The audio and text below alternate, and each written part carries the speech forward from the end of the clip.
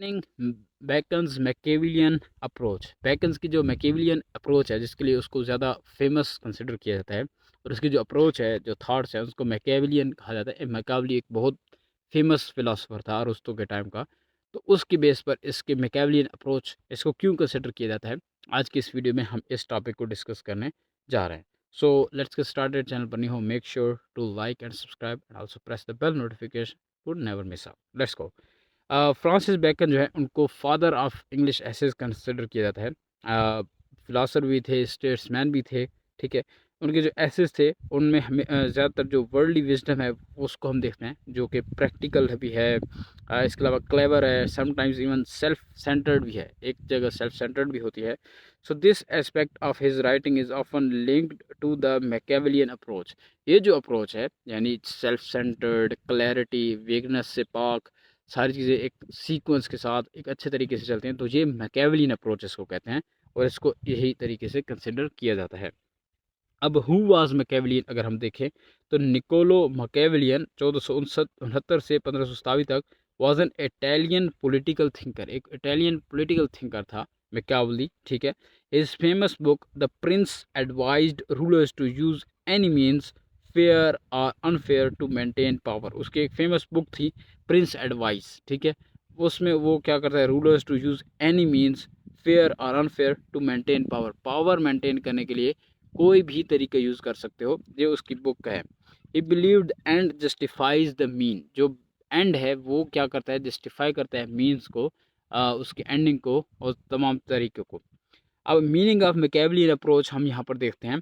तो a strategy that focus on power, success and self interest. एक strategy जो focus किस चीज़ पर करती है, फोकस ऑन पावर, पावर पर फोकस करती है, सक्सेस पर और सेल्फ इंटरेस्ट पर। इन चीज़ों पर जो फोकस करती है वो क्या कहलाती है, मैकेविलियन अप्रोच उसको कहते हैं। Justifies cunning, manipulation and diplomacy. Cunning को जस्टिफाई करती है, मैनिपुलेशन को और डिप्लोमेसी, इन सारी चीज़ों को मिलाकर अगर करती है तो ignores strict morality for practical gain.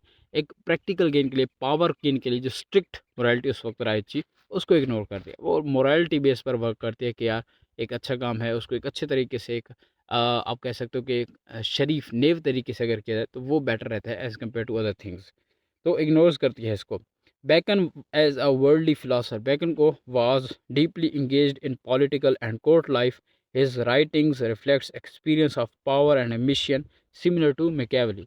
जो मैकेविली था इटालियन पॉलिटिकल, ठीक है, पॉलिटिशियन जो था, उसी तरह बैकन भी क्या था, वो भी एमपी था, ठीक है, लॉयर था, फिर एमपी बना, फिर हाउस ऑफ कॉमन्स में आया, फिर लॉर्ड बना, लॉर्ड चांसलर के तौर पर वर्क किया। तो ये भी इसकी काफ़ी मतलब मिलती जुलती है मैकेविली से, जिसके काम में उसको कंसिडर किया जाता है। अब प्रैक्टिकल विजडम इन एसेस वो कैसे यूज़ करता है, जो कि उसको एक और मैकेविलियन अप्रोच की तरफ सूट करता है।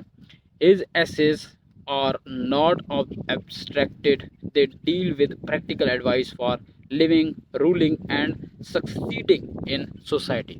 उसके जो एसेस है, वो सिर्फ ये नहीं कि प्रैक्टिकल एडवाइसेस पर डील करता है, सिर्फ ये नहीं कि बात लिखने हुई है, बल्कि वो लिविंग के लिए, रूल करने के लिए और फिर सक्सीड करने के लिए सोसाइटी के अंदर, उन चीज़ों पर भी उनका फोकस रहता है।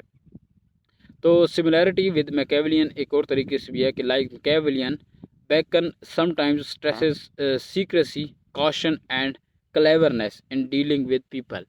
पीपल के लोगों के साथ डील करते हुए समटाइम्स वो क्या करता है, क्लेवरनेस को फिगर आउट करता है, उस पर फोकस रखता है। समटाइम्स जो है वो स्ट्रेटनेस को रखता है, कॉशन रहता है, ज़्यादातर फोकस्ड रहता है, कॉशन रहता है। क्लेवरनेस सीक्रेसी को भी रखता है कि सारी चीज़ें खोल कर नहीं रख सकता, कुछ चीज़ें सीक्रेट में भी रखता है, उन सीक्रेट्स के हिसाब से वो चलता है।